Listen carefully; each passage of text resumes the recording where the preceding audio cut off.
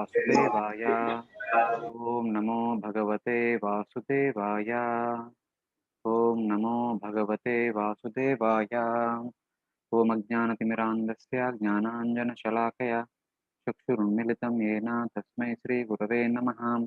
श्रीचैतन्यमनोभीष्टं स्थापितं येन भूतले स्वयं रूपा कदा मह्यं ददाति स्वापदान्तिकं वन्देऽहं श्रीगुरो श्रीयुतापदकमलं श्रीगुरून् वैष्णवांश श्रीरूपं साक्षातं सहगणरघुनाथान्वितं तां सजीवं साद्वैतं सावधूतं परिजनसहितं कृष्णचैतन्यदेवं श्रीराधाकृष्णपादान् सहगणललिता श्रीविशाखान्वितां च नमः। ॐ विष्णुपादाय कृष्णप्रेष्ठभूतले श्रीमते भक्तिवेदान्त स्वामिन् इति नामिने नमस्ते सरस्वती देवे गौरवाणी प्रचारिणे निर्विशेष शून्यवादी पाश्चात्यदेशतारिणे जय श्री कृष्ण चैतन्य प्रभु नित्यानंद श्री अद्वैत गदाधर श्रीवासादि गौर भक्त वृंद हरे Krishna Krishna Krishna Hare Hare Hare Ram Ram Ram Hare Hare Hare Krishna. So, welcome to our Bhagavata Cosmology lecture series. Sorry for the delay. So, in the day for yesterday, on Tuesday, we were discussing from 21st, 22nd, 23rd chapters about the upper planetary systems. So, we basically discussed about all these places in the upper portion of the universe. We discussed about Sun, Moon, constellations, Venus, Mercury, Mars, Jupiter, Saturn, Satyrushi, pole star, and also briefly we discussed Maharloka, Janaloka, Tapaloka, Satyaloka. So these are the upper planetary systems, which are basically known as uh, from the surface of the Bhumandala all the way up to Moon. This intermediate region, which is about 2 lakh yojanas in width, that is called as Bhuvarloka, about which we will further discuss in the 24th chapter. It comes in the 24th chapter. And from Moon all the way up to Pole Star, this entire region is called Swargaloka. And most of the planets that we see, they are all in the Bhuvarloka, Swargaloka only. Starting from the Moon, Venus, Mercury, Mars, Jupiter, Saturn, Saptarishis, they are all in uh, Swargaloka. And stars that we see in the night, which are toward the northern direction, north means here in this room, it is in front of me. This is east, this is west, and this is north, and the back side is south. So in the northern direction in the night, if you see, all the stars that we see, they are all part of Swargaloka. And those stars which we see over our head, exactly above, maybe little bit, because we are Bombay is little 18 degrees. So take to the line of equator portion. Of course, here also, this portion is the stars that are there in the Bhuvarloka. So, so generally it is generally said in the scriptures that most of the stars that we see in the night, they actually belong to Bhuvarloka, because in the Bhuvarloka region there are many stars. Why there are so many stars in Bhuvarloka, we will see in the future slides. And the northern side, whatever we see, they are in the heavenly planets. And whatever we see all the way up to southern direction, they are all part of Bhuvarloka. From here all the way up to down, they are all part of Bhuvarloka stars. So in that way. So so this is our entire universe, within which we have all these 14 planetary systems covered by 7 layers of the universal shell. So these are all the dimensions along with the 7 layers. So the if this is the universe, the first layer is starting from here. The inner diameter from here to here or here to here. Anyway, within the earth layer, that diameter is 500 million yojanas. And the width of the earth layer is 1000 million yojanas. It is just twice to the previous one, twice to the inner component. Because if you remember, the Loka Varsha, Loka mountain, Aloka Varsha, they are like 1 is to 2 is to 3 or 1 is to 2 is to 4. There is always something called twice. Even the 7 islands when Privat Maharaj created also, the second island is twice to the first island. Third island is twice to the second island. Like that, that kind of arrangement is there in all over the universe. Similarly, the very first layer, that the earth layer is twice to the inside Brahmanda, inside inner diameter of the universe. So that is 1000. and the remaining layers are 10 times to the previous one. The water layer is 10 times to the earth layer, fire layer is 10 times to the water layer. Like that, the seventh layer will be that of Mahatattva. Sixth layer is that of Ahankara. Earth, water, fire, air, ether, Ahankara, and Mahatattva. There are 7 layers. And eighth layer, at some place in the Bhagavatam, it says that the universe is consisting of 8 layers. The eighth layer is the layer of Pradhana, the layer of Prakriti, because all the material universe are there in the within the Pradhana. So it's like this is one universe, this is one universe, this is one universe. Our universe itself will have 7 layers, but the place in which it is located, that entire area is called Pradhana. Pradhana is like the eighth layer. So, for example, a a bag has thousands of mustard seeds inside. So every mustard seed has some particular volume, but the bag itself, within which all the mustards are located, is the Pradhana. So that is kind of the eighth layer. In that way, we can understand. Pradhana does not have a particular layered structure around one universe, but it is Pradhana is a huge area within which all the universe are there. So in that way, Pradhana is considered to be the eighth layer. Bhagavatam talks about the eighth layer many places. But that Pradhana will have 3 modes: the tamas, rajas, and sattva. Ignorance, passion, and goodness. So when we see the 3 modes differently, then they become Pradhana itself divided into three independent individual layers. Like that, we can also see the entire universe consisting of 10 layers also. If you take them 10 layers, the total measurement comes up to here. If you take them 8 layers, comes here. If you take them only 7 layers, it comes here. So like that, we can understand what is the total overall dimension of the universe along with the layers. So that comes around the outer diameter of the 10th layer. It comes around 10 to the power of 18 yojanas approximately. So that is the size with which we are dealing with. And with all this, of course, till here if it is 10 to the power of 18, so maybe till here it will be 10 to the power of 15 if you remove 3 zeros because of 3 layers. So this one, all these universes consisting of 7 layers, it appears to be like a Paramanu in comparison to Mahavishnu. That is what is described in the uh, last verse of the 11th chapter of the 3rd canto. So there it says that all the universe appear to be like Paramanus in comparison to Mahavishnu, which consisting of all these number of layers. So here you can see Paramahavishnu and so many universes. And this entire area we can consider to be, I mean, of course, the blue one is the Karna ocean only, but from Karna ocean appears Pradhana. Within Pradhana, all these universes are formed. So in that way. So yesterday we discussed up to Satyaloka. If you go beyond Satyaloka, there are 7 layers of the universe. If you cross them, you will get to see the Karana ocean. If you cross that also, you will get to see the Brahmajyoti. Then you cross that also, you will get to see Sadashiva Loka. Then you enter into Vaikuntha planets.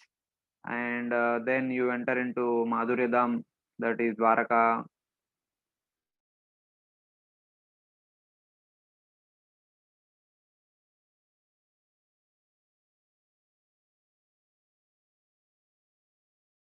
This is presented.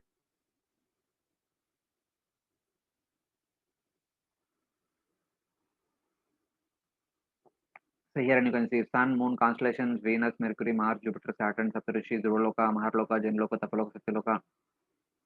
Outer covering the 7 layers of the universe. And then region of liberated. This is Brahman and this is Vaikuntha.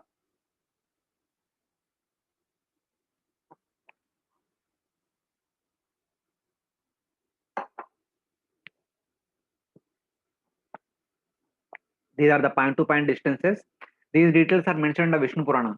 Prabhupada quotes the Vishnu Purana details in the last last verses commentary of 23rd chapter. At the end, he mentions about at what height Maharloka is situated from Dhruloka, then Janaloka at what height from Maharloka, like that all the details are there.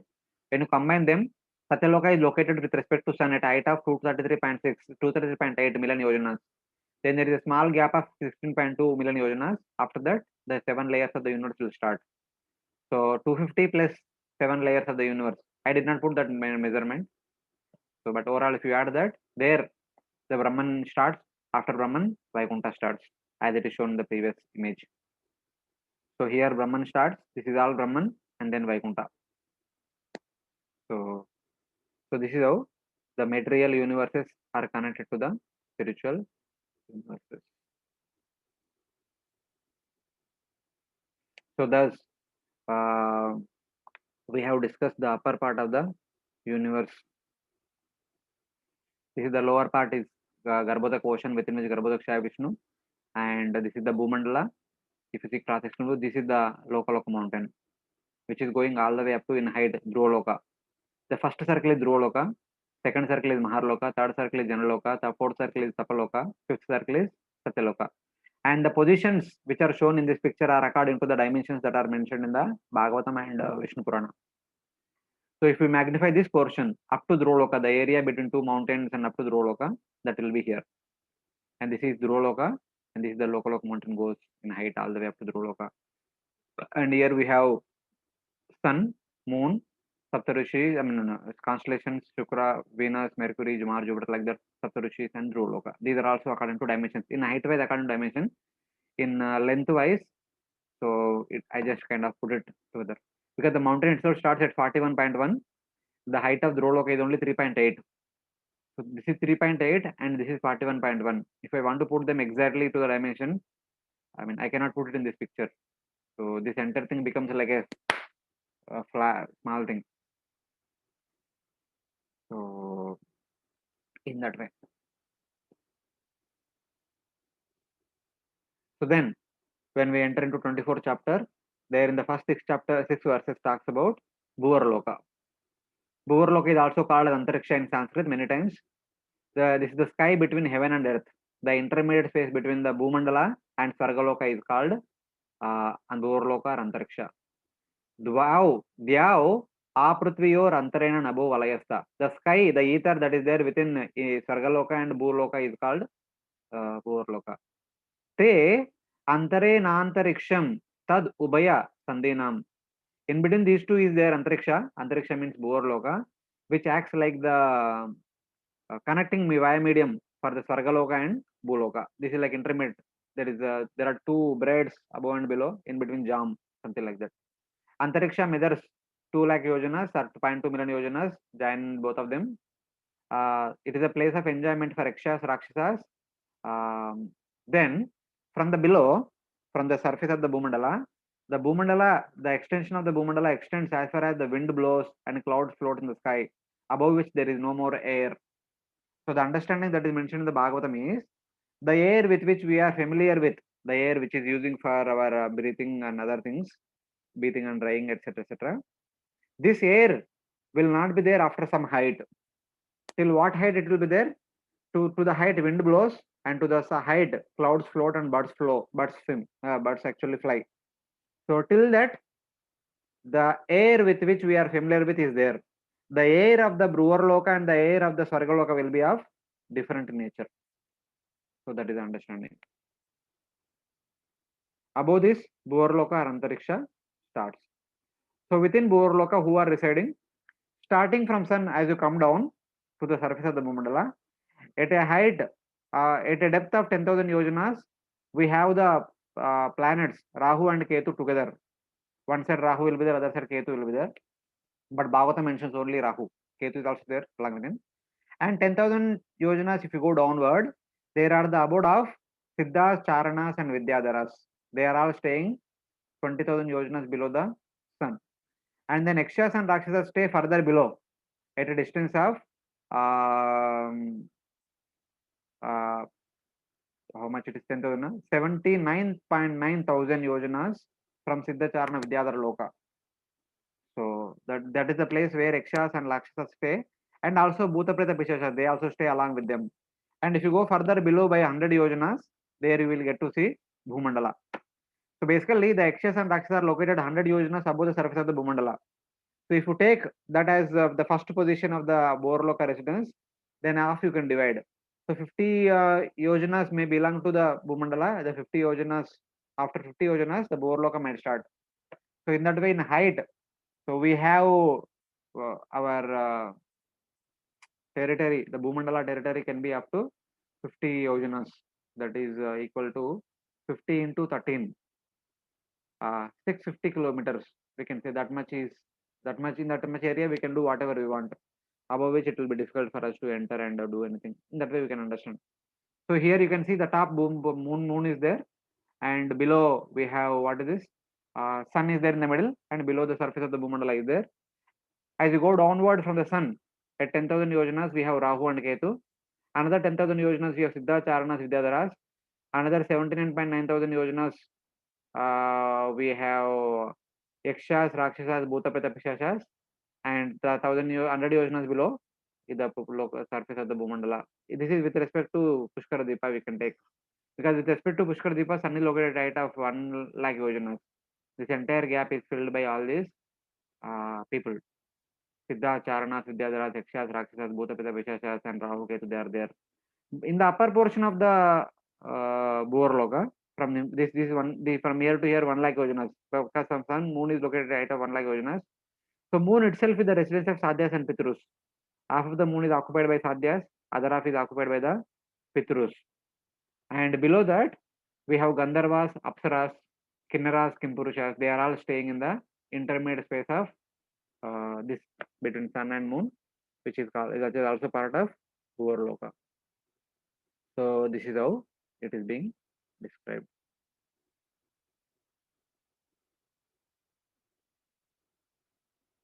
So these are the people, these are the locations of different people who are staying in the Bhuvarloka. Then after describing this Bhuvarloka, then Bhagavatam talks about Bilasvarga, the lower 7 planetary systems. Description of the subterranean heavenly planets which are known as Bilasvarga, which is mentioned from verse number 7 to 31. So beneath the earth, beneath the surface of the Bhumandala, there are 7 nether worlds. Avaner api adastat sapta bhu vivara ekaikaso yojanayutantarena yama vistarenopa lakshata.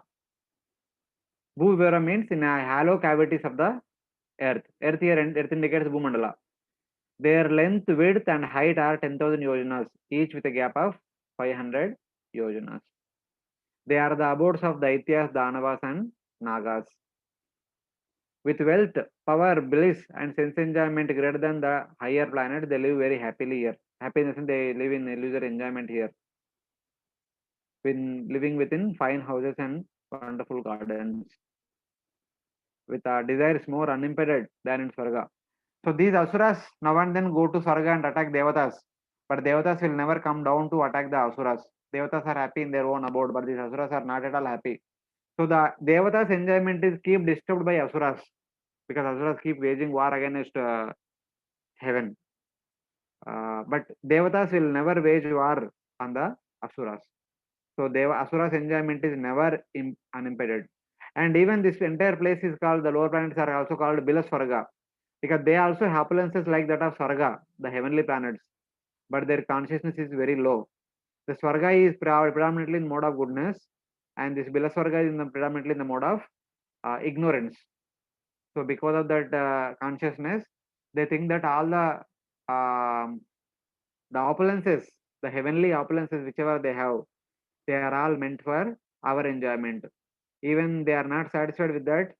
For the sake of power, they keep on fighting with Indra, defeating Indra and enthroning on Swarga, Simhasan, etc., etc. So that is the nature of these Asuric people, and they don't have any fear of death, because there is no division of time. The sunlight does not go to lower planets, so they don't have any divisions of day and night and months, years. That kind of time counting is not there in their places. There may be some other way of counting, but the way we are always worried when 10 years pass by. We say that okay, 10 years gone, 10 years gone. When people become old, they are always worried that I'm nearing death, like that. We always have the fear of time because we are counting days, we are counting years. But here they don't count days, count years. So they don't have any fear of death. In fact, they can live for long if they don't fight with devatas. Only whenever they fight with devatas, they are killed in the battle. Or if they do some very great mischief activity, Lord Vishnu sends Sudarshan Chakra that will come and destroy all the asuras at one go. So these are some of the ways the asuras can be killed. So these are some of the abodes of all these asuras. So sun is not there, then how come they are getting light? So Bhagavatam says that the monies, the jewels that are there on the hoods of the nagas, all the variety of snakes who are living in the lower planets, they emit light all over, and also their buildings are bedecked with jewels. So these jewels actually are self illuminating jewels. They actually emit light and give light to their residences. So like that you can see this home is internally lighted because of the jewels.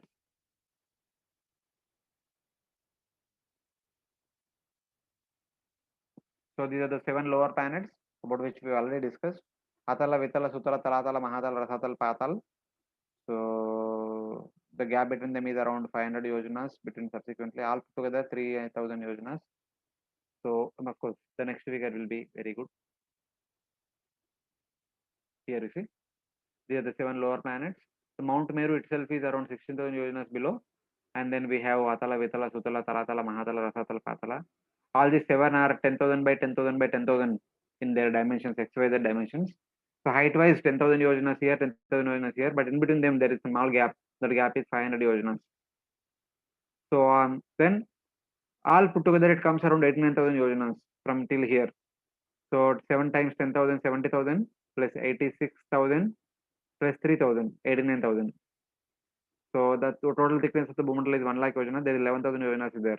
So within this area, we also have 28 hellish planets. Since they are located at a distance of 19,000 yojanas from Bhartakanda, they are shown here. They are not below the Bhumandala, but instead they are inside the Bhumandala. From bottom at a height of 1,000 yojanas.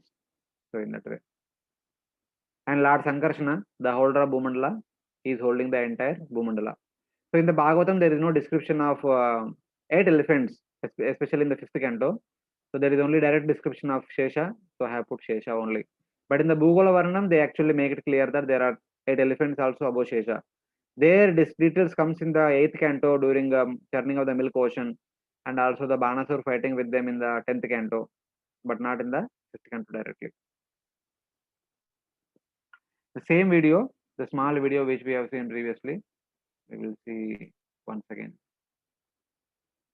Below the earthly planetary system are 7 subterranean realms named Atala, Vitala, Sutala, Talatala, Mahatala, Rasatala, and Patala, which do not receive sunlight and which are inhabited primarily by demoniac living entities. To reach the first one must go 80,000 miles downward through underground tunnels.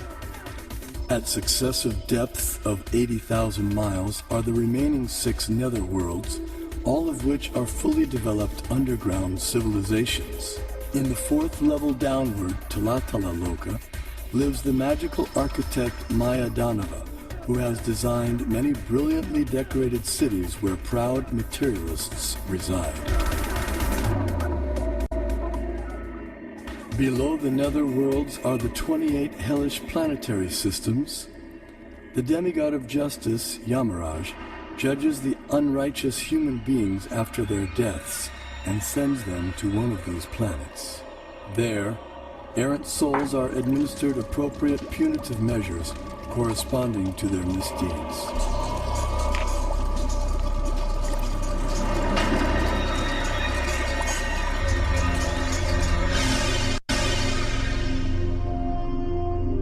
The earthly and subterranean planetary systems rest upon one of the hoods of the gigantic divine serpent, Shesha. Shesha in turn is held up by the colossal transcendental tortoise, Kurma. And Kurma resides in the ocean that fills half the universe.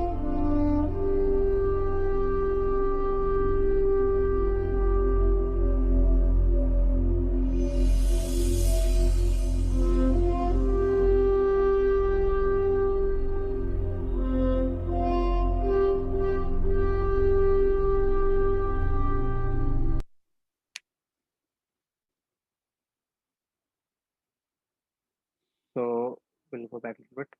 So I briefly mentioned who are staying where. So Atala is the abode of asuras.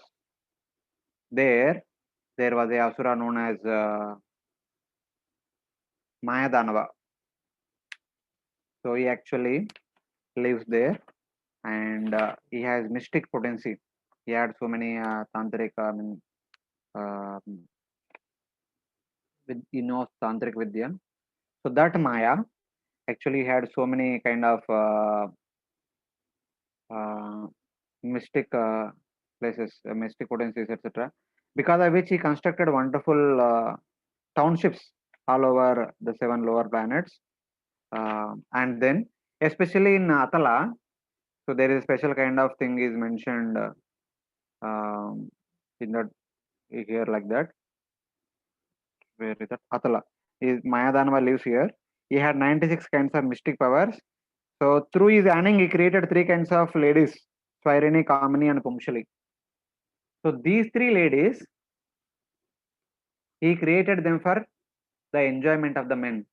And whenever a new men comes into this area, these three kinds of ladies make them drink some kind of hataka liquor, something, some beverage they give. By drinking that beverage, the people, the men becomes so much intoxicated. They think that Ishwaro Maham Bogi, I am the Ishwara, I am the Lord of everything, I am the enjoyer. Then he tries to enjoy the woman. But on the other way, in order to enjoy the men, the women only giving them or seducing them by giving the liquor. So like that, both are thinking that they are enjoying each other. That's how these people are put into illusory enjoyment. So all the lower seven planets are busy with such kind of enjoyment. So an example of that kind of enjoyment is mentioned here in this. And they have so many beverages. By drinking all these beverages, they actually do not experience anxiety, disease, wrinkles, gray hair, old age, discoloration of the body, fall perspiration, fatigue, lack of pleasure, and then effects of aging, and all these things. They don't age. They are always looking like very youthful. They don't have old age, disease, and wrinkle hair, and wrinkles in the skin, etc. Those things will never come. These people are they don't need to go to hospitals, and they don't need to go to for plastic surgery, and those things and all not things are not required. They live happily, beautifully, youthfully, as long as they want to live. Only they want to, they want power. If they fight with devatas, they might be killed by the devatas. When they cause disturbances to sages, when they pray to Lord, the Supreme Lord will send Sudarshan Chakra that will kill them all together in that way. So Atala is the residence of Asuras headed by Mayadanava, and Vitala is the residence of Lord Shiva resides here. One of the 11 Rudras also resides here, along with one of his wife, and also many of his associates, Yakshas, Rakshasas, Bhuta, Preta, Pishas, they also live in Vitala Loka. The vital fluid that is produced from Lord Shiva, it flows like a river. When that river is dried by fire and heated by fire and dried by wind, that river becomes uh, gold, and that gold is worn by the Bhuta Preta Pishasha ladies and Yaksha Rakshasa ladies as their ornaments. So that is what is being described in this second one. So here we can see one more Rudra farm is living here. One of the farm resides in Vilavrta Varsha, one farm resides in Greater Himalayas, one farm resides in Tapaloka, and one farm residing in Vitaloka. So like that, 11 Rudras are there. They might be residing at 11 places in that way. Then third one is Sutala. So currently in Sutala is also the location of Asuras, but in one portion of the Sutala, there is a special palace constructed specially by Vishwakarma. All other palaces in lower planets are constructed by Mayadanava, but by the order of Lord Vishnu, one special palace in Sutalaloka constructed for Bali Maharaj. And Vamanadev himself guarding that palace so that Asuras does not enter into Bali Maharaj's palace and contaminate his consciousness. That Sutraloka is there in this, that palace is there in Sutraloka, wherein Bali Maharaj is residing, Lord Vishnu, Lord Vamana personally guarding. And once in a while, Prahlad Maharaj, who is staying in the Harivarsha, comes here, spends time with his grandson, instructs him on bhakti, etc. etc. It goes on. And Bali Maharaj will stay in Sutraloka till the end of the 7th Manvantara, that is Vayushta Manvantara. Then afterwards, during the 8th Manvantara, he will become Indra, and he will rule over three planetary systems, Bhuloka, Bhurloka, and Svargaloka. So that is the description. And then in Talatala, Talatala is also the abode of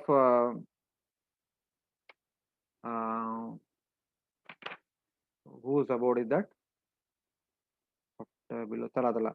Here Maya resides personally. He is the king of the Danavas, and he resides along with so many asuras. This is the abode of Maya. So Maya, I think Maya Danava, when he assisted Tripurasura to construct 3 cities, city made up of gold, city made of silver, city made up of iron, I think. So with those 3 cities, he waged war against Devatas. Devatas all prayed to Lord Vishnu. So Vishnu told Lord Shiva to go and kill him. First, Lord Shiva went and he tried to kill the Devatas. So because the illusory power of that Mayasura is so great, Lord Shiva could not harm anything, could not destroy the 3 cities, because whoever stays in that cities, they are not visible to the people. So the who are there in the city is not visible, but arrows are coming down, causing harm to the devatas. Then Lord Shiva prays to Lord Vishnu. Then Lord Vishnu gives him a special bow and 3 arrows. Using those 3 arrows, Lord Shiva destroys the 3 cities and then eventually kills Tripurasura. Then afterwards, he was so angry that he wanted to kill Mayasura also, Mayadanva, who actually constructed these 3 flights, Bhayanak airplanes. So as he was chasing Mayadanava, Mayadana understood that I cannot escape from Lord Shiva's wrath. So he surrendered at the lotus feet of Lord Shiva. So Lord Shiva protected him. Lord Shiva said that, okay, I will not kill you because since you have surrendered. So since then, Mayadanava is residing in Talatala, worshipping Lord Shiva, becoming Lord Shiva's devotee. Just like during Kanda Prastha episode, also Mayadanava, who was helping Takshaka, was also surrendered to Arjuna. So thus he was saved by Lord Krishna. Otherwise, Lord Krishna Sudarshan Chakra was actually chasing after him. So he understood that only surrender to Arjuna is saves my life. He surrendered to Arjuna and Lord Krishna kind of retracts his Sudarshan Chakra. Then eventually that Mayadanava also constructed a Mayasabha, because of which the entire Mahabharata happened. So in that way, that Mayadanava actually resides in Talatala. And then Mahatala is the abode of many hooded snakes. Mahatala, Tala means head, Maha means many. So many hooded snakes are living in the Mahatala Loka. And then Rasatala is actually the abode of Daityas and Danavas. Daityas and Danavas and Niutakauchas, Kalayas, they are all living in Rasatala. Rasatala is actual abode of sons of Diti and Dhanu, who are the 2 wives of Kashyapa. They were all residing here. And if you go downward to Patala, Patala is the abode of all the variety of serpents. So the serpents who are living in the Patala Loka, the serpents like it is also called as Nagaloka, such as Shanka, Kulika, Mahashanka, Shweta, Dhananjaya, Dhatarashtra, Shankachuda, Kambala, Ashwatara, Devadatta, and their leader is Vasuki. Vasuki resides in Patala. In addition to Vasuki, there are many people like Kambala, Ashwatara, Shweta, Mahashanka, Kulika, Shanka, and these are all different variety of snakes about whom we don't know much, but they are all residing there. And in Talatala, there are many headed snakes are living there. Who are all there? Headed by Kuhaka, Takshaka, Kaliya, and Sushena. This is also the place of Kaliya and Takshaka. Takshaka, who beat Parikshit Maharaj, Kaliya, whom Lord Krishna punished, they also stay here in this place.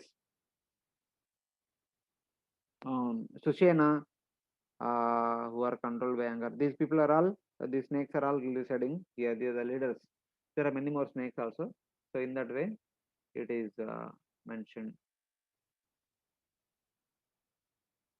So then comes the description of Lord Ananta and the 28 hellish planets in the 25th and 26th chapter. 25th chapter talks about the hellish planet, Lord Shesha, and 28th talks about hellish planets. So before going further, any queries in relation to Bhurloka and Bilaswarga?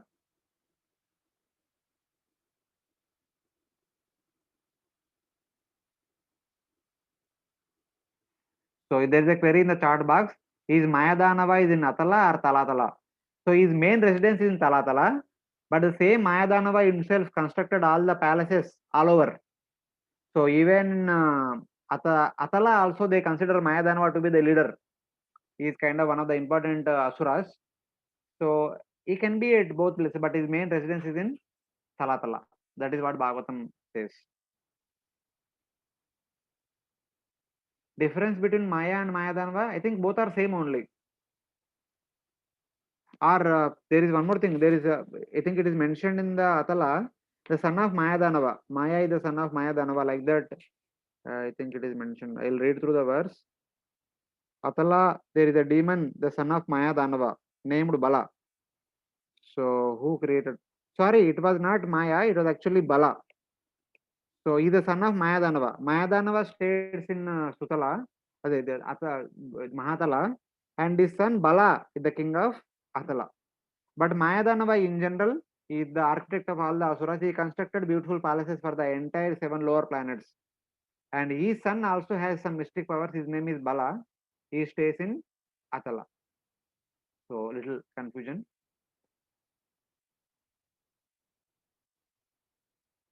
I heard that in lower planetary systems, people die by Sudarshana coming and killing them. Yes, yes, that is what just I mentioned. If they do naughty things in relation to sages or the Brahmanas or devotees, they all pray to Lord Vishnu. So Lord Vishnu sends Sudarshan Chakra. When Sudarshan Chakra comes and destroys them all together, in that sense, it is like that. Or when there is a battle between Devatas and Asuras, so siding Devatas, Lord Vishnu might kill all these Asuras. Otherwise, if the Asuras are living peacefully in their home, they will not die. So in that way. Just like Hiranyakashipu also had a benediction that he can live for a long time. But he meddled with Prahlad Maharaj. He died in no time. In one sense, so when Hiranyakashipu was performing austerities, Prahlad was in the womb. And Kayadu requested Nardamuni that let she give birth to the child only when her husband comes back. So when Hiranyakashipu, after being blessed by Brahma, when he came home, Prahlad was born. But when Prahlad was at 5 years old only, so much conflict between son and father was killed. Though he had blessing to live for a long time, because he did not keep quiet himself, he died in 5 years only. So that is the situation of Asuras. So like that we have to understand. Any other query?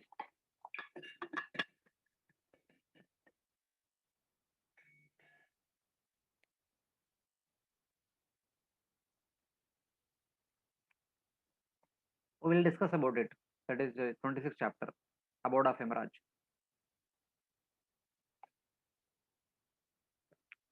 Okay. There are two queries. Vamandev pastime with Bali Maharaj happened at Bhumandala? No. That entire pastime I think happened in Swargaloka. Because that time Bali Maharaj was the king of heaven. He was seated on the throne of Indra. So as per my little understanding, that entire pastime might be happening in okay, might be happened in the heaven. Otherwise, we can also see exactly. I don't remember. If I have to read through 8th canto to understand more details. But my understanding is Hiranyakashipu was seated on the throne of Indra, and that is where he was killed by Lord Narsingadev. But Bali Maharaj, with a desire to continue to be Indra, he requested all the Brahmanas to perform 100 fire sacrifices. So they were performing 100 fire sacrifices in the land of on the Bhumandala only, nearby the foothills of Himalayas. So 99 sacrifices were completed. When the 100th sacrifice was going on, Lord Vamana was born to the Aditi and he came to the sacrificial arena of Bali Maharaj. So in a way, by taking charity of 3 pairs of land from Bali Maharaj, Lord Vamana kind of stopped the 100th sacrifice so that Bali Maharaj will not become Indra immediately. But since Lord Vishnu himself personally came and accepted charity from Bali Maharaj, and he eventually later on requested Shukracharya to complete the sacrifice. Shukracharya completed the entire sacrifice. So because of which the 100th sacrifice is already also completed. Because of which Bali Maharaj will become the Indra for the next Manvantara. So this entire pastime of Bali Maharaj performing sacrifices, Vamandev appearing and taking charity happened on the surface of the Bhumandala at the foothills of the greater Himalayas. So that happened here. But Hiranyakashipu's pastime happened in the heaven. So in that way. So Bali Maharaj ruled which are the areas before Vamanadev incarnated.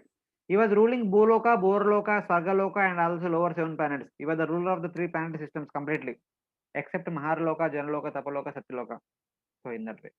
After defeating Indra, he became the king of Sargaloka, Borloka, Bhuloka and lower 7 lower planets also.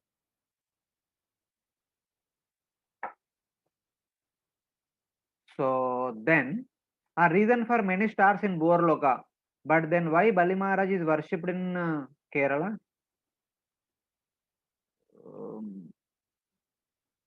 Okay.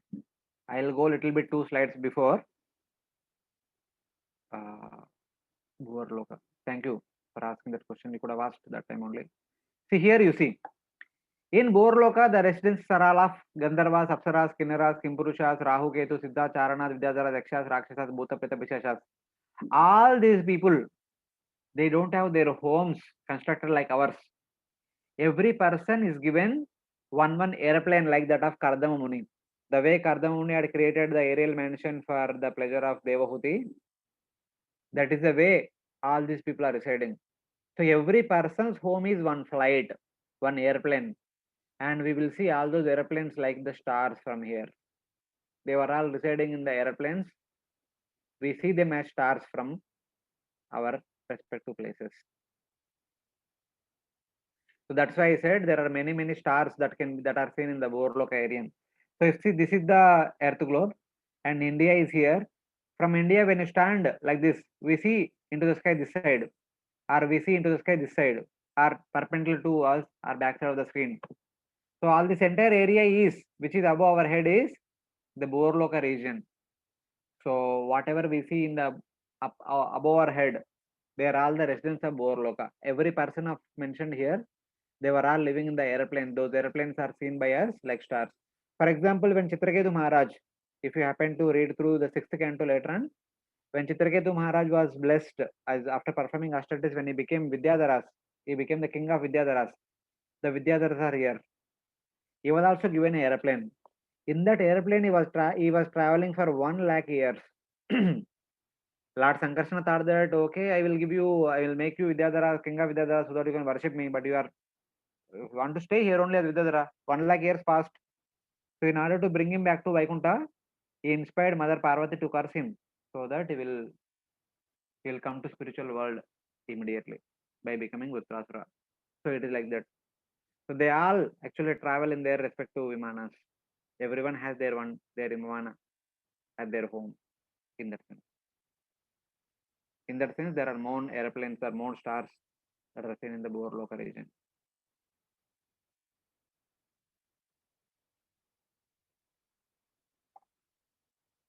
There is one more query. So, how Vamanadev covered 3 steps of land? So, with 1 step, he covered the entire Bhumandala. With 1 step, he covered Bhurloka, Sargaloka, Maharloka, Janaloka, Tapaloka, Satyaloka. So, everything is covered in 2 steps only. So, there was no place for 3rd step. He kept the 3rd step on the head of Bali Maharaj. Because Bali Maharaj said that the owner is more valuable than the wealth. You have accepted all my wealth in the form of the 14 planetary systems, and now I am the owner of everything. So I am better in status in comparison to my wealth. So you put your feet on my head, like the three feet are placed by Lord Vamana.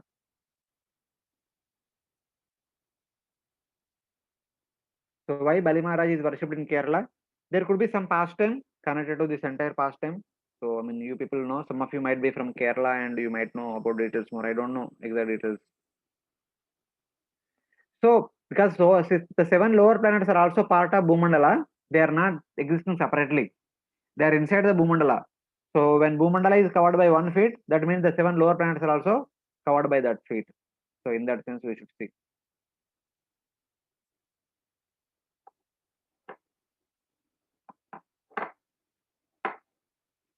Because the whole feet is extended to the entire area of the Bhumandala. So everything on the Bhumandala, inside the Bhumandala, is covered by that feet. In that sense, we have to understand.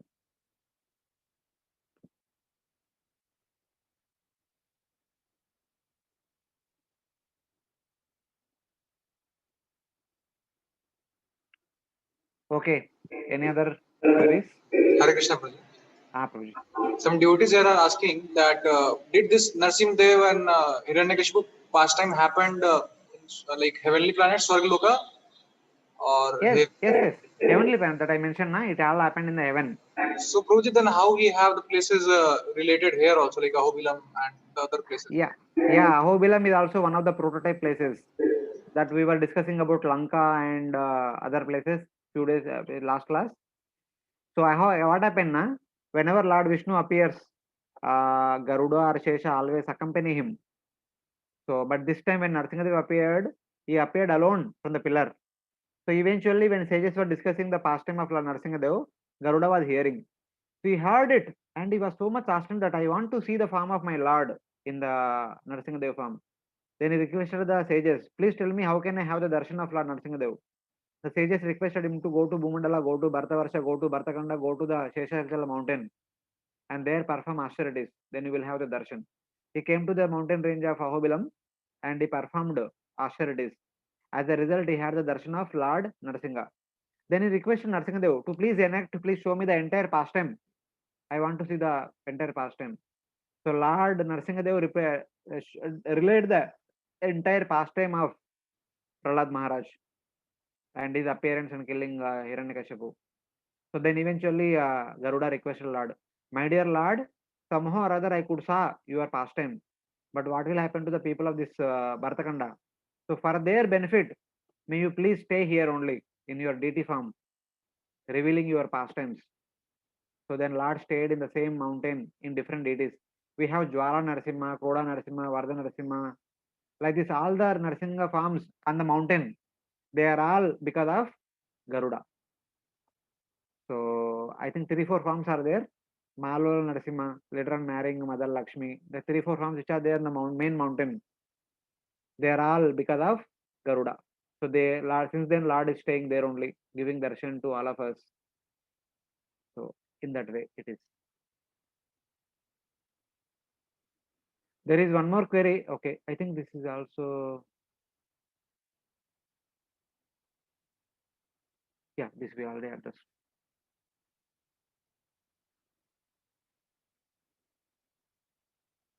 Okay, is that clear, Prabhuji? Yeah. Yes, Prabhuji. Thank you. Yeah. So we'll go ahead.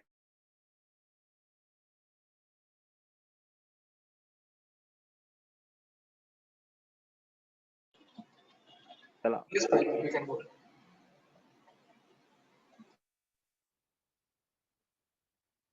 Lord Ananta is an expansion of the Supreme Lord. He is also called Tamasi. He is also called Sankarshana. He is the present deity of Ankara. He is situated below the lower planets. That means below Patala Loka. Okay. So there is so many. He is called with so many names. Actually, Lord Sankarshana or Lord Ananta, they are all same. Lord Shesha, they are all same names. So whenever there is a Jiva who is qualified to do the service of holding the entire Bhumandala, that Jiva will be empowered by Lord Vishnu and he will do the service. And whenever there is no Jiva, Lord Vishnu, one of the expansion, takes care of the service.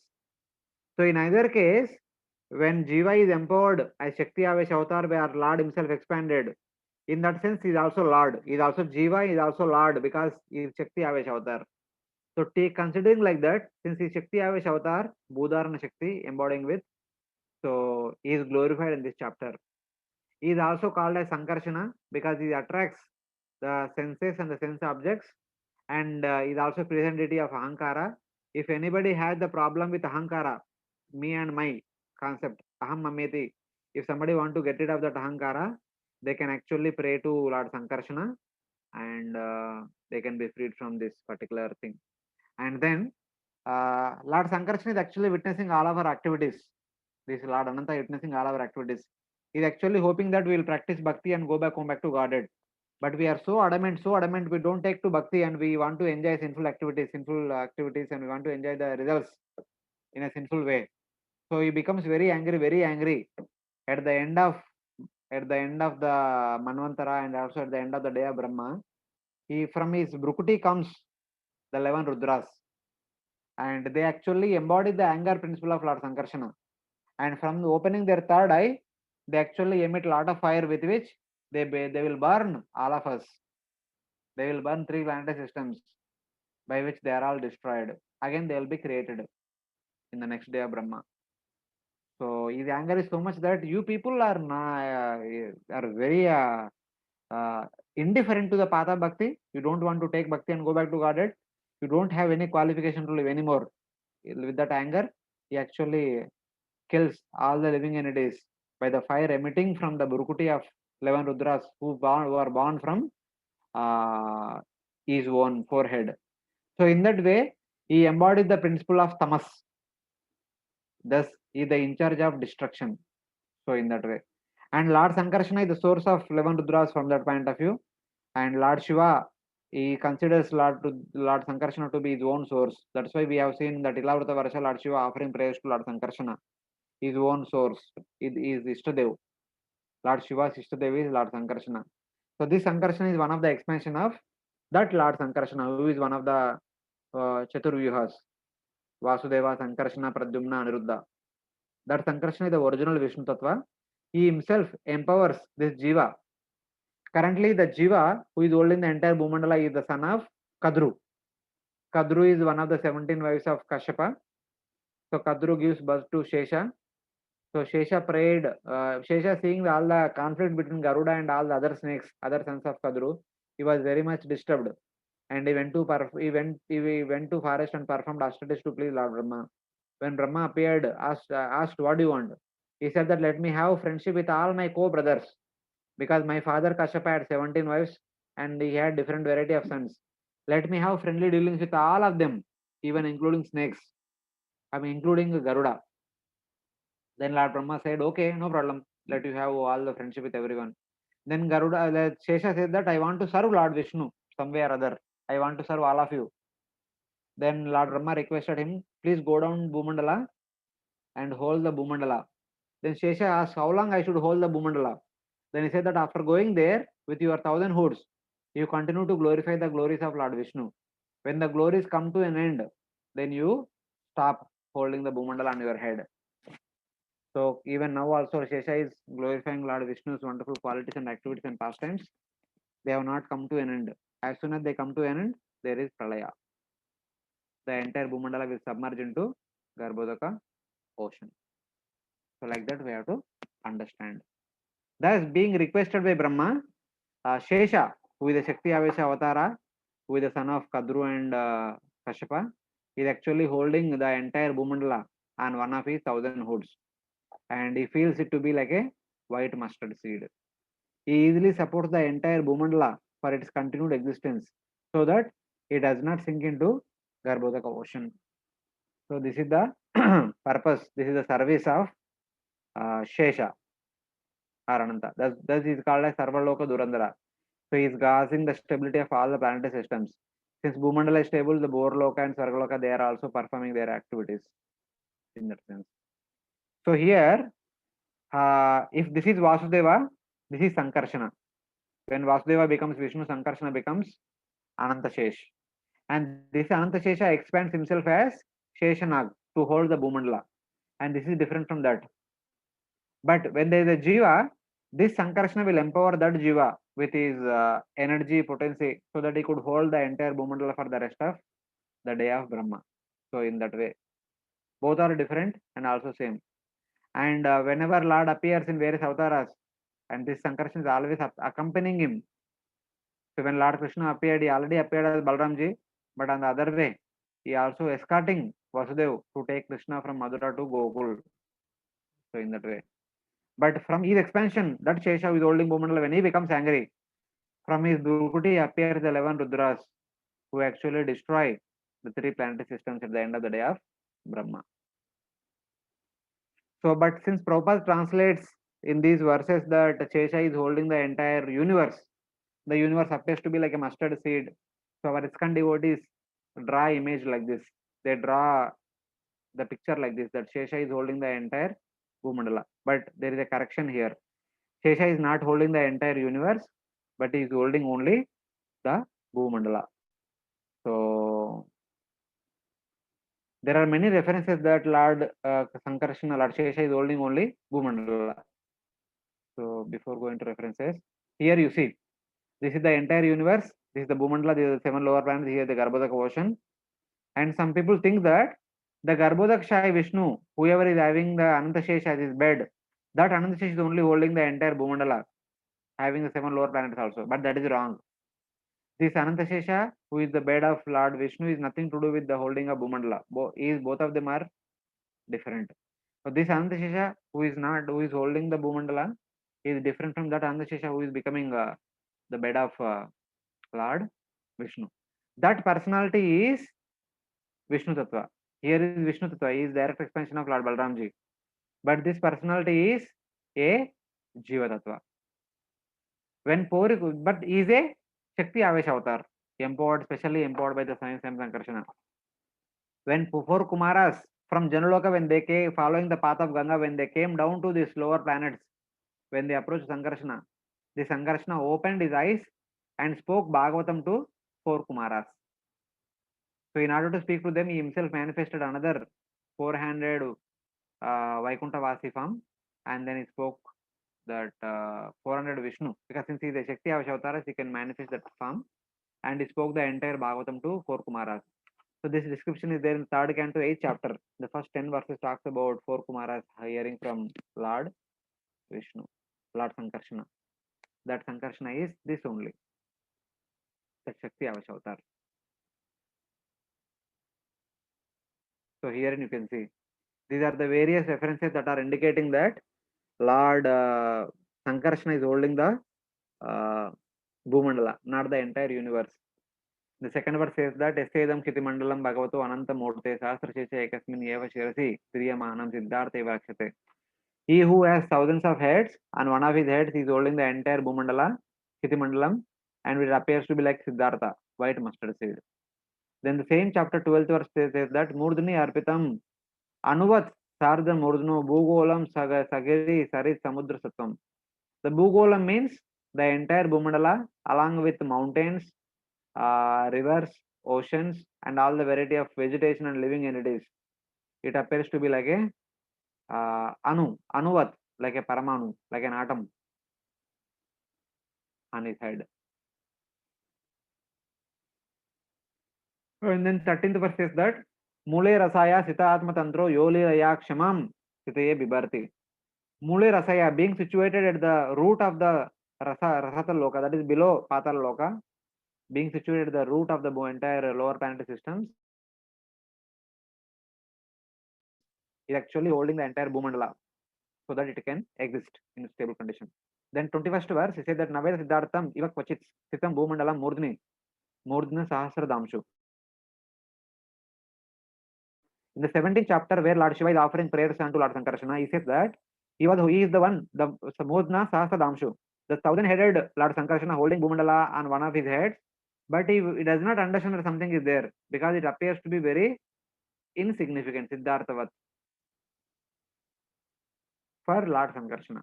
Though it is very huge, since he is immersed in ecstasy of describing Lord Vishnu, Lord's pastimes, he feels the entire Bhumandala to be like that of a mustard seed.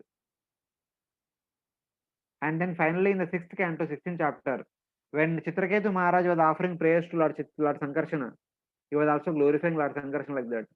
Bhumandalam sar sapayanti yasya murdhni tasmai namo bhagavatestu sahasra murdhna. O Lord of 1000-hooded serpent, you are holding the entire Bhumandala on one of your hoods, and you does not feel that something is there on your hoods. Like that, these are the few references which I could recollect immediately. So which tells that Lord Sankarsana is actually holding the Bhumandala, not the entire universe. Since Prabhupada translates it as universe, so that's how the ISKCON picture is painted like that.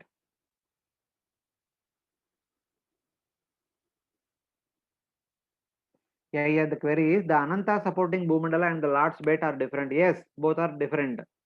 The Lord's bed is Vishnu Tattva, direct expansion of Balram. Balram expands as Sankarsana, that Sankarsana expands as the bed, Ananta Shesh. And that Sankarsana's expansion is this Shesha, who appeared the son of Kashyapa and Kadru, who is actually Jiva Tattva, who is an empowered incarnation, who is a Shakti Avesh avatar in order to do this service. Both are different. Ananta is supporting Bhumandala, one universe. And what about the other universes? Who is holding them? So Bhumandala and universe are different. Bhumandala is one of the 14 divisions of within the universe. Ananta is not holding the universe. Ananta is situated inside the universe and holding Bhumandala. Like that, in every universe, there is one Bhumandala. There Ananta Shesha might be holding that respect to Bhumandala.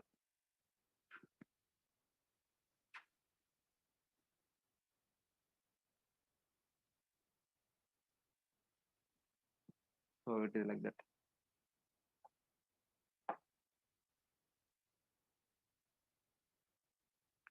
So this is Lord Balarama's expansion. This is Lord Ananta. He is Vishnu Tattva. He is not holding the Bhumandala. This is a wrong picture. This is there should be a correction. So this is different. This is Jiva Tattva, who is an empowered incarnation with the Shakti Avesh Avatara. He is actually the holding the entire Bhumandala.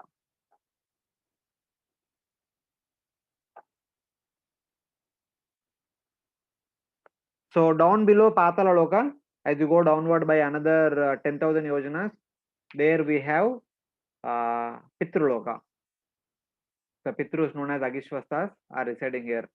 The Pitrus reside beneath the 7 lower planets, desire virtuous blessing to their descendants, and Yamaraja is the son of Vivaswan, son of Sun God, is the king of the Pitrus. Yamaraja personally resides here in this Pitruloka. He also awards unavoidable punishments for the sin committed by the residents of Bharatavarsha.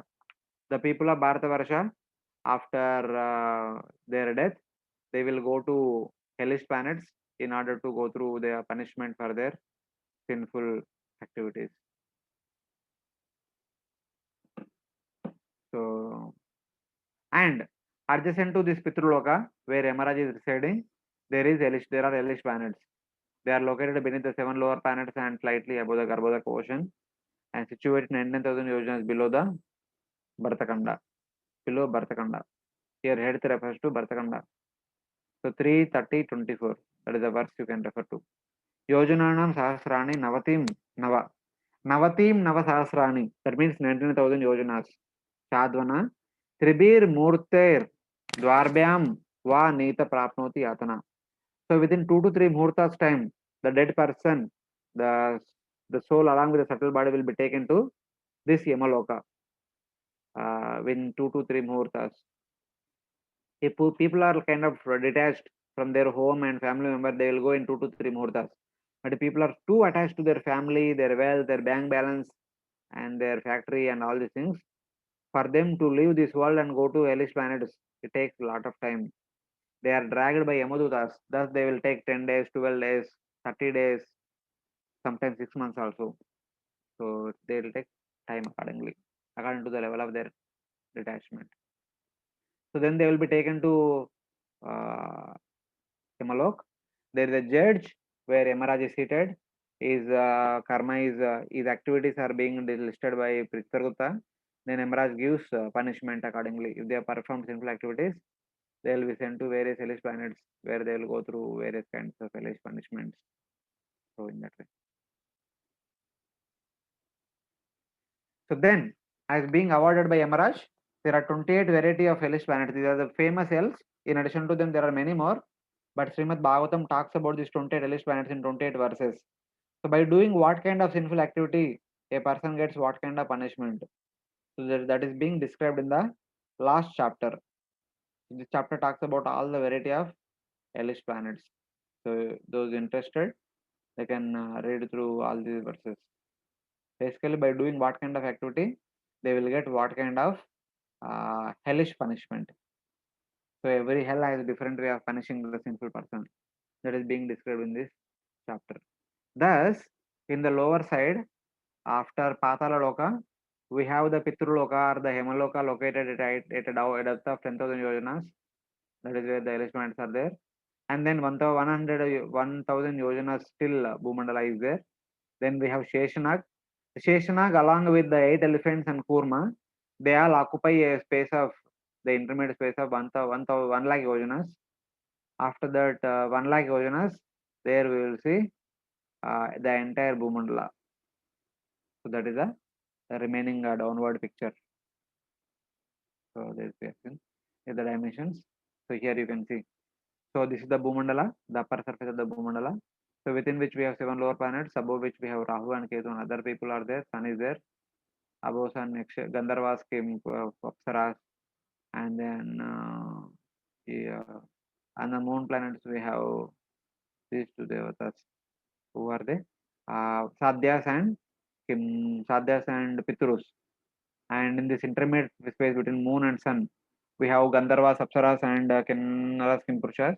And below this, along with Rahu Ketu, we also have Vidyadharas, Charanas, Siddhas, and Bhuta Pretas, Pichashas, and also we have Yaksha Rakshasas. They are all residing here in the below place. So in that way. In the lower 7 planets, we have Asuras, Nagas, and many hooded Nagas and uh, serpents, etc. So thus, in total, we have discussed about 14 planetary systems.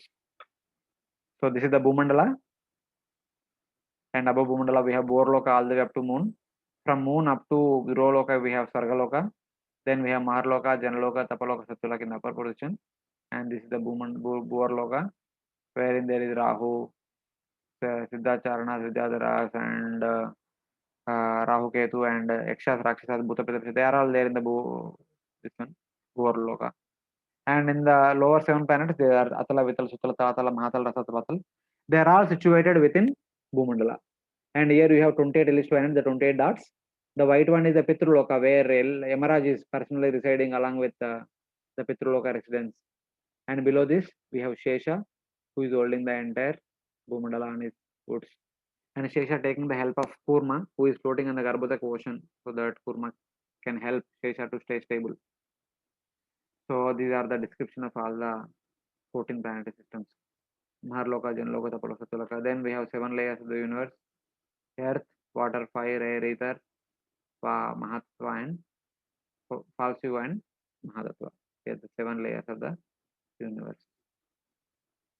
Here is another picture about the same. The Lokaloka mountain starts from Bhumandala, goes all the way up to Dhruloka. And within this region, this circular mountain, so within this region, we have all the mountains and constellation and stars. They are all located. So thus, we have discussed about our universe, the 14 planetary systems. Finally, in order to conclude the subject matter, Sukadeva Goswami talks about one of the important things. The living entities, by the activities they perform in Bharata Varsha, as it is mentioned in 5:19:19, when they perform pious activity, they will go to heaven. When they perform sinful activity, they will go to hell, as it is described in the 26th chapter. But eventually, after exhausting their sinful punishment or pious enjoyment, they will come down to Bharata Varsha. Here, earth means Bharata Varsha. The impious enter into hell by performing sin. The pious go to Swarga. When the piety is over or when the sin is over, they will again come back to Bharata Varsha. Iha. They will return to Bharata Varsha by the remaining results of Dharma and Adharma. So 99% of their Dharma or Adharma can be completed and can be exhausted in other places. With the remaining 1%, this is I am telling, with the remainder of Dharma or Adharma, they will take birth in Bharata Varsha in respective families. So Naraka Yamalaye Santi Adharma Vartino Ye Kechid Tata Eva Dharmanu Vartina Itaratra refers to Swarga. Ihatu means refers to Bharata Varsha. Punar Bhave, they will again take birth in Bharata Varsha. Ta Ubaya Sheshabhyam Nivishanti. With the remaining amount of piety or impiety, they will come to Bhumandala. Or within Bhumandala, specifically Bharata Varsha. Because it is Bharata Varsha where they can further perform Dharma and Adharma, where they can further accrue Dharma and Dharma, because of which again they can go to Swarga or they can go to Naraka and come back. Like that, the journey of the living entity in the material world keeps going up and down, up and down, up and down. It continues on further. But the Bharata Varsha also has a special privilege that by taking to Nishkama Karma Yoga, Jnana Yoga, and Ashtanga Yoga, one can attain Sayujya Mukti, or by taking to Bhakti, one can attain Salokya, Sarishti, Samipya, and Sarupya Mukti in Vaikuntha or Ayodhya or Goloka Vrindavan. That is possible in Bharata Varsha. very easily. It can be possible in other places also, but it is possible in Bharatavarsha very easily. So here you can see the residence of Sarga. Urdhvam Gachanti Sattva. When we perform activities in the mode of goodness, which are called pious activities, one will go to Sarga. And Adho Gachanti Tamasa. When we perform activities in the mode of ignorance, one will go to hellish planets to go through suffering. Also lower planetary systems to become asuras. Like that, that will be possible by the people who are performing activities in the Tamaguna. But eventually, after completing that, they will come to Bharata Varsha. Within Bharata Varsha, the Bhartakanda is special. The Bhartakanda is our entire earth globe. And within Bhartakanda, the Bharata Desha is very special, where Sanadharma is still intact. And that is also sometimes called as, since this is Bharata Desha, this is Bhartakanda, the entire thing is Bharata Varsha. So sometimes people also call the Bharata Desha to be also Bharata Varsha. Still no problem, whatever it is. So because they are all, three of them are of same name, the Lord appears many times in this particular tract of land, which is so special because the Sanadharma is still intact. So because of this, the entire Bhartakanda becomes special, and because of the Bhartakanda, the entire Bharatavarsha also becomes special. So thus, we are done with our third part of our presentation. So we'll stop here today. If you have some queries, we'll take quickly. And in the tomorrow's class, we will discuss about the movements of the planets, the Vedic planetarium. So this is the last part of the presentation. So how the Navagrahas are moving, how the day and night is happening, how seasons are changing, how the moon goes through different phases. All those things we will discuss in the last part of the presentation. Hare Krishna. So thus the description of the 14 planetary systems is completed. So indirectly Sukadeva Goswami telling that why you want to perform pious activities, go to upper planets and come back. Why you want to perform sinful activities, go down and come back. Instead, perform bhakti and go back home back to Godhead. Don't continue this business of Punarapi Jananam, Punarapi Maranam. Instead, take to bhakti and go back home back to Godhead. That is the final instruction, which indirectly, without mentioning, Sukadeva Goswami indicating to all of us. So, Hare Krishna.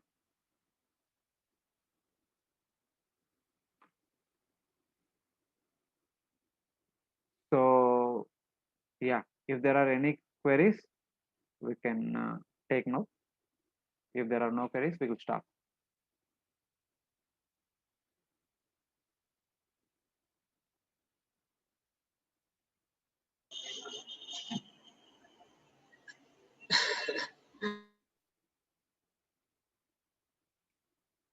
Okay, if there are no queries, hope everything is clear. I did not confuse you further. If you have already some Hare Krishna. assumptions. Yes, Prabhu. Prabhuji, for the Chatush Kumaras, like the Sankarshan instructed, like told about Lord, or the Jiva, Ananta Jiva, he told That the one who spoke Bhagavatam to the Chatush Kumaras was Jiva, who is the son of Kashyapa and Kadru, but he is an empowered incarnation. He is not an ordinary Jiva. He is Shakti Avesh Avatar.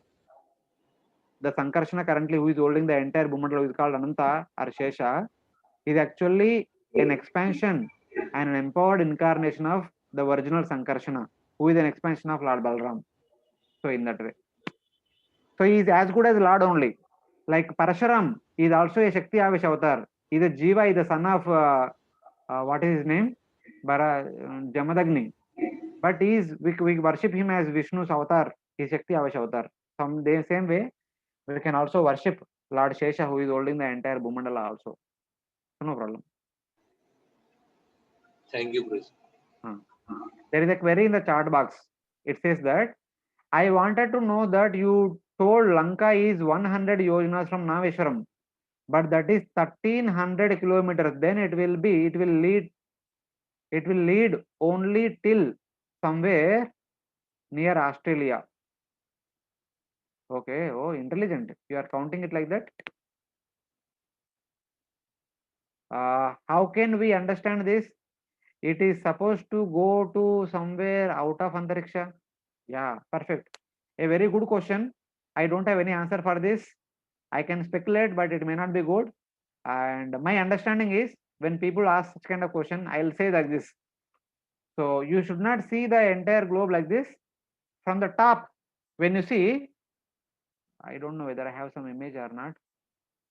From the top, when you see this is the position of Rameshwaram or Trivandrum, or what do you say? This is Kanyakumari. Kanyakumari and Rameshwaram very closely located. So from this, so for example, we showed in one of the pictures on Bhugola Varanam that below the earth globe there is a conical structure here with which the entire earth globe is rested. For example, when Lord Rama appeared about four Chaturyugas back, in the 24th Chaturyuga, when Lord Rama was personally present when the entire pastime of Ramayana took place, so by some arrangement, the water came up to the entire earth globe. The entire Bhartakanda is half submerged in the water. Till the line of equator, it was submerged in the water. That time, the entire Australia, the South Africa, and South America, they were all submerged in the ocean. The ocean is there all the way up to here, and then there is a continuous of ocean up to Lanka. That Lanka, which is there, part of the outer surrounding saltwater ocean, that is where Lanka is there, which is located at a distance of 100 yojanas. That is where Hanumanji went searching after Mother Sita and came back, and all the monkeys went along with Lord Rama and fought with Ravana and Kumakarna, etc. etc. But I don't have any scriptural basis for this. Like that, we can think. So the 100 yojanas mentioned in the Ramayana are, as you see, from the top, not along with the surface of the Bhartakanda. This looks so silly. The explanation which I gave looks very silly. How can you say that? But currently, I don't have any answer for this. There are a couple of questions even still bothering me in the Bhagavatam. From the Bhagavatam, one is the way how they went to Lanka. The second one is the location of moon. How it is located 1 lakh yojanas above the sun rays which are coming to Bhartakanda. That is one more question. And the third question is the actual shape of Bhartakanda. Though we are accepting the earth globe, but actually Bhartakanda is a spherical or little bit non-spherical. Maybe 60% spherical, 70% spherical, 80% spherical. There is no direct accurate information in the scriptures. And tomorrow when we discuss Uttara and Dakshina, we'll also get one more question that we will discuss tomorrow only. So not now. So like the 2-3 questions are still open. Even I also don't have any clear-cut answer. So keep it on hold. Right now I don't have any answer for you. But sure, this Lanka is not Sri Lanka. Lanka is a different place which is there in the saltwater ocean, which is at a distance of 100 yojanas, which is occupied by Rakshasas. Even Vibhishan is still staying there. So for you, it is sure.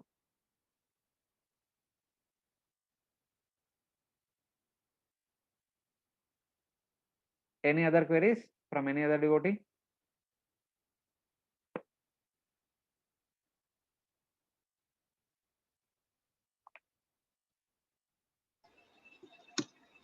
Hare Krishna, Prabhuji.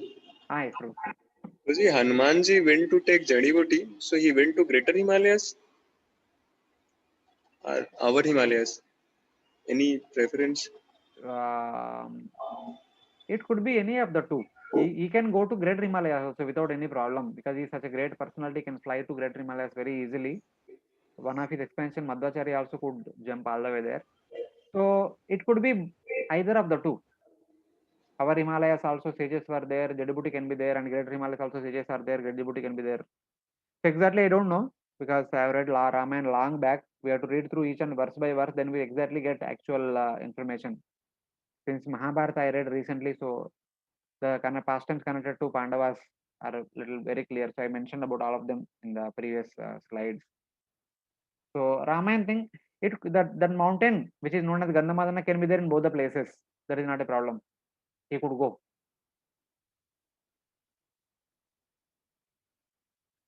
Even it is said that for the purpose of constructing this bridge, even Hanumanji or other monkeys were trying to lift Mount Meru also. But somehow or other, by Lord's intervention, Mount Meru, when they were about to plug the Mount Meru, somebody said that no, construction is already over. There is no need of another mountains. So he did not lift Mount Meru. So it is said like that.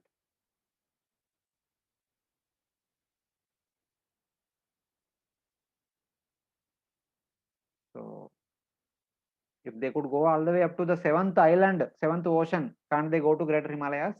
Very easily they can go. Not a problem.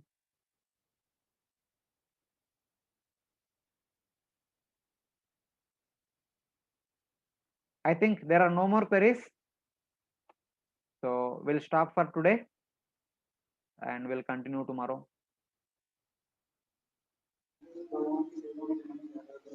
Thank you very much, Prabhuji, for joining. Hare Krishna. Thank you very much. Hope all of you are actually getting something out of it, and all of you are actually experiencing happiness by reading through the sections.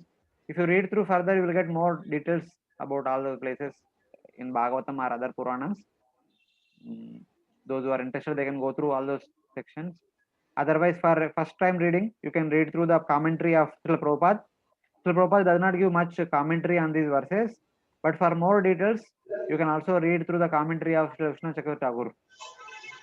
So at least these two commentaries we have in our ISKCON. So we can go through all these two commentaries to get a little bit more details about this section, more than what we discussed. Of course, all those details I have already compiled them in Bhagavata Cosmology in the book. If somebody want to get into more details, they can also purchase Bhagavata Cosmology and read through that. Hare Krishna. Thank you very much. Have a nice day ahead. Hare Krishna. Are there rains in Varanasi area? No, Hare Prabhuji. Krishna. No, Prabhuji, not right. Here actually heavy huge rains are coming in Mumbai and other suburbans and Andhra Pradesh. So many rains are happening.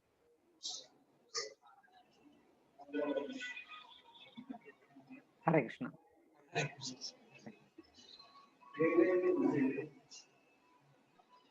Pavaneswar Prabhu ki jai.